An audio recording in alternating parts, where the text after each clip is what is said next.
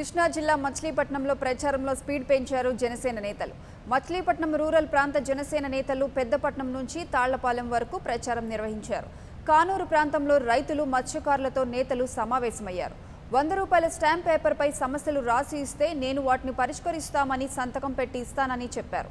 దీంతో ఓట్లు అడగడానికి వచ్చిన వాళ్ళు సమస్యలు పరిష్కరిస్తామని చెప్పారు. కానీ జనసేన నాయకుల్లా 100 రూపాయల స్టాంప్ పేపర్పై సంతకం చేసి ఇస్తానని చెప్పలేదని రైతులు మత్స్యకారులు ఆనందాన్ని వ్యక్తం చేశారు.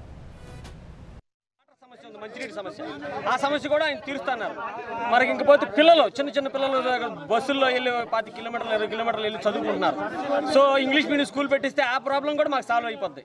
సో ఇవన్నీ కూడా మాకు నచ్చే పనులే. ఇక దాన్ని దృష్టిలో పెట్టుకుని ఇక్కడున్న మా ప్రజలందరూ కూడా దాన్ని ఆమోదించి సరైన పార్టీ ఎన్నుకుని దానికి బలంగా చేస్తామని మేము హామీ ఇస్తున్నాం.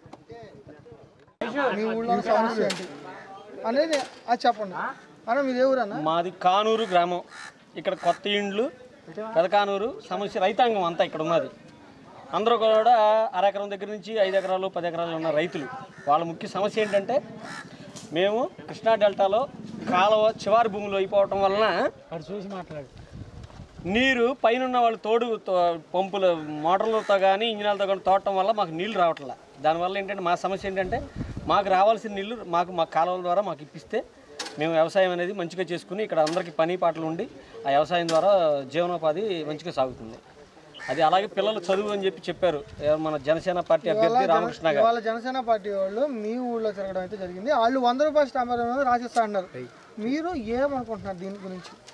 రామకృష్ణ గారి గురించి మాకు ఆయన వ్యక్తిత్వం కొన్ని 20 సంవత్సరాలు బట్టి తెలుసు. 20 సంవత్సరాలు బట్టి తెలుసు కాబట్టి ఆయన మాటలు చెప్తే చాలదు, మనం రిటర్న్గా ఇద్దామనేది ఆయన పూర్తి భరోసాగా మేము నమ్మకం కలిగి ఉన్నాం. ఆయన మాటలకి ఊరిని చెప్పి వెళ్ళిపోతూ ఉంటారు అందరు నాయకులు కూడా.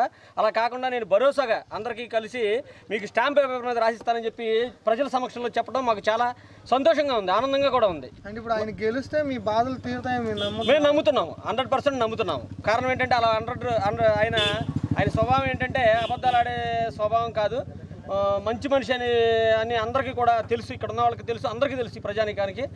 ఆయనకున్న భరోసా ఏంటంటే మాటతో మరి క్యాంపెయినింగ్ కార్యక్రమం పొద్దున్నే 9 ప్రారంభించాం.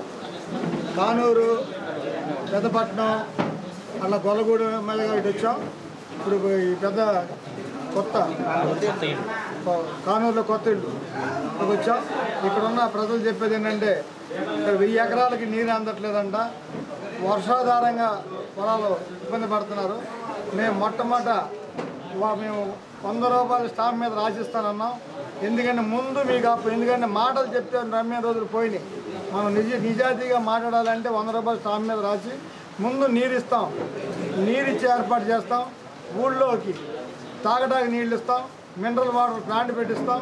అలాగే కాకుండా మరి పిల్లలకి ఇంగ్లీష్ మీడియం స్కూల్ కూడా తెరిపిస్తాం. ఆ తర్వాత పెద్ద ఇంకా ఏమైనా ఉంటే రోడ్లు అన్నీ కూడా తర్వాత పూర్తి చేస్తాం. ఇలా ఈ రకంగా మరి మేము పూర్తి చేస్తారని వాగ్దానంగా కాకుండా స్టాంప్ మీద ఇవ్వడం జరిగింది. పవన్ కళ్యాణ్ గారు పార్టీ సిద్ధాంతాలు ఎంత బాగున్నాయంటే మనం 500 కోసం ఆశపడకుండా మీరు ప్రతి ఇంటికి సంవత్సరానికి 1,00,000 రూపాయలు వచ్చే ఏర్పాటు గ్యాస్ రూపంలోనే కానీ, పిల్లలకి ఎడ్యుకేషన్ రూపంలోనే కానీ, గ్యాస్ బండ్ల రూపంలోనే కానీ, ఏదైనా కానీ సంవత్సరానికి 1,00,000 రూపాయలు ప్రతి ఇంటికి వస్తుంది. కనుక మీరందరూ జనసేనకు ఓటేసి జనసేన పార్టీని గెలిపించాలని, జనసేన సిద్ధాంతాలని మీరు నమ్మండి. అందరూ నీతిమంతులు జాయిన్ అయ్యారు. ఇందులో దొంగలు ఇందులో లేరు. ఎవరి చరిత్రను తీసుకోండి, వాళ్ళ చరిత్ర నీతిమంతులు జేడి లక్ష్మీనారాయణ గారిని తీసుకోండి, పవన్ కళ్యాణ్ గారిని తీసుకోండి, మాలాంటి వాళ్ళని తీసుకోండి. ఎక్కడ చూసినా కూడా నిజాయితీ పర్లే తప్ప మోసగాళ్ళు లేరు. పార్టీ ఏదైనా ఉందంటే జనసేన పార్టీ. ₹1 తీసుకోకుండా అందరికి సీట్లు ఇచ్చారు. Hi, this is Siddhi Idnani and please do subscribe to New Waves.